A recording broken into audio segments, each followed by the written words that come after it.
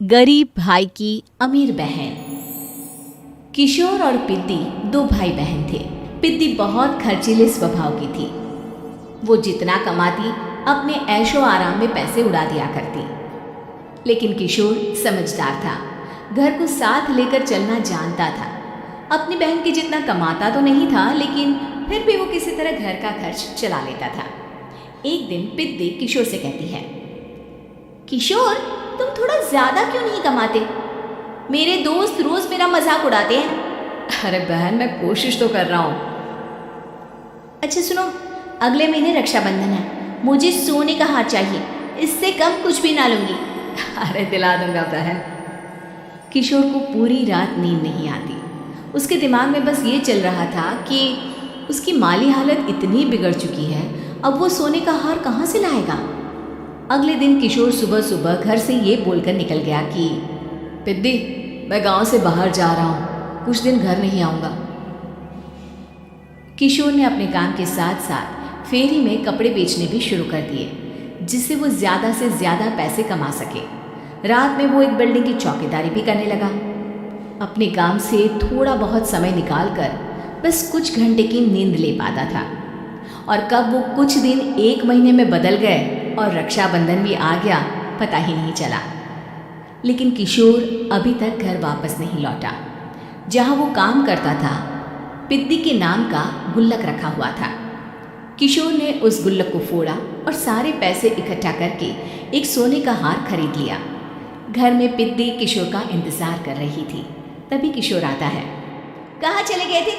4 दिन का कहा था और 1 महीने से पता नहीं कहाँ गायब हो गए थे। मैंने बस एक हार मांगा था और तुमने तो घर ही छोड़ दिया। अरे मुझे थोड़ा काम मिल गया था। कुछ नहीं, सब समझती हूँ, बहाने थे तुम्हारे। अपनी बहन के लिए इतना भी नहीं कर सकते, कैसे भाई हो? चलो यहाँ बैठो, राखी बांधती हूँ। पिद्दी ने किशोर को राखी बांधी। वैसे ही किशोर ने अपनी बहन के हाथ में सोने का हार रख दिया। उसकी खुशी का कोई ठिकाना नहीं था। वो मिठाई खिलाए बिना ही नेकलेस लेकर चली गई और शीशे के सामने अपने गले में हार रखकर देखने लगी। किशोर ने लड्डू उठाया और खुद ही खा लिया। ऐसे कई साल गुजर गए। एक दिन पिद्दी की नौकरी छूट गई। अब वो पूरी तरह किशोर पर डिपेंड हो गई थी। आए दिन किशोर को अपने महंगे महंगे शौक गिनाकर उससे पैसे मांगा करती थी। किशोर, कुछ पैसे देना, मुझे पार्लर जाना है।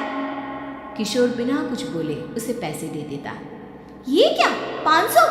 अरे इतने में तो मुझे पार्लर में एंट्री मिलेगी बस। अच्छा, देता हूँ ना ज़्यादा। कैसे भाई हो, अपनी बहन के लिए इतना भी नहीं कर सकते। किशोर ने जेब से 2000 का नोट निकाला और उसे दे दिया।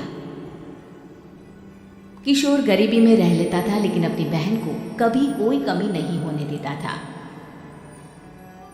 बेटा, पिद्दी तुम्हारी बहन है, उसे कभी किसी चीज़ की कमी मत होने देना और उसका ध्यान रखना, क्योंकि भाई का फर्ज होता है अपनी बहन का ध्यान रखना।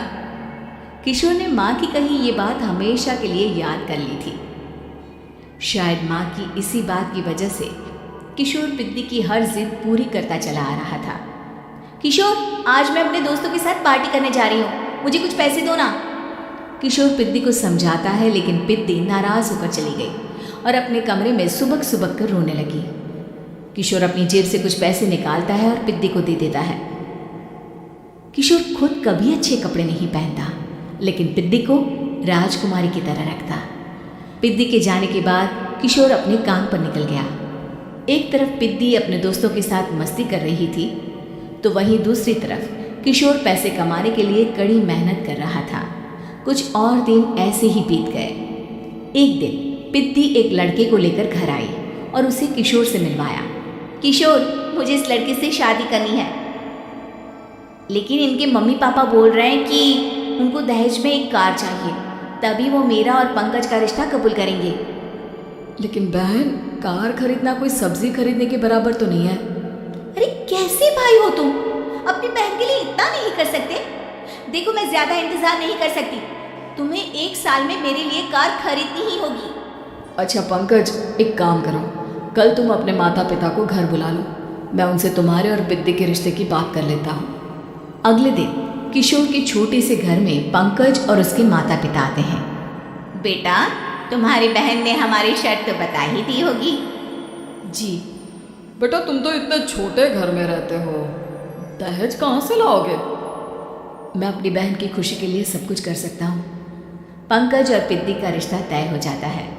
किशोर अब अपनी क्षमता से 4 गुना ज़्यादा काम करने लगता है। सुबह सबके घरों में न्यूज़पेपर फेंकता, दिन में मजदूरी करता और रात में चौकीदारी करता। खूब मेहनत करके किशोर ने अपनी बहन की शादी के लिए पैसे जुटा लिए। उसने अपनी बहन के लिए कार खरीद ली। जब वो पिद्दी के ससुराल वालों से मिलने गया तो उन्होंने किशोर से और पैसों की मांग की। इस बार किशोर हार चुका था। पिद्दी माफ़ करना, मैं तुम्हारी शादी उस लड़के से नहीं कर सकता। वो लालची लोग हैं, उन्हें सिर्फ पैसों से मतलब है। देखो किशोर, मैं पंकज से ही शादी करूंगी। क्योंकि पिद्दी ने तो किशोर की बात न मानने की जैसे कसम खा रखी थी। किशोर ने पंकज को घर बुलाया। पंकज, तुम अपने माता पिता को समझाते क्यों नहीं हो? भैया, वो हमारी शादी के लिए मान गए, मेरे लिए तो यही बहुत बड़ी बात है। हम एक काम कर सकते हैं, दहेज की रकम में से कुछ पैसे मैं आपको दे देता हूँ। अरे लेकिन समाज वाले क्या कहेंगे? अरे जब दुनिया को पता चलेगा तब ना। अच्छा, कुछ पैसे मैं अपने मालिक से कर्ज में ले लेता हूँ। कुछ पैसे पंकज देता है, कुछ वो कर्जा लेता है और अपनी उम्र भर की कमाई वो अपनी बहन की शादी में लगा देता है। आखिर में पंकज और पिद्दी की शादी हो जाती है। पिद्दी की विदाई के बाद किशोर बिल्कुल अकेला पड़ जाता है। अब उसका कमाने में भी मन नहीं लगता। उधारी वाले रोज़ घर में आकर बैठ जाते हैं। अरे किशोर, अब तो पिद्दी की शादी को 5 साल हो गए, अब तो हमारा पैसा लौटा दो। चाचा, पिद्दी के जाने के बाद किसी भी काम में मन नहीं लगता। अरे तो हमारा पैसा कैसे वापस मिलेगा? जी, कुछ करता हूँ मैं। किशोर के ऊपर बहुत सा कर्जा चढ़ गया था, इसलिए उसने तय किया कि वो ये घर बेचकर सबके पैसे लौटा देगा। अगली सुबह शहर के किसी साहूकार को उसने अपना घर बेच दिया और सबके पैसे लौटा के वो गांव छोड़कर चला गया। पिद्दी ने शादी के बाद कभी अपने भाई का हाल तक नहीं पूछा।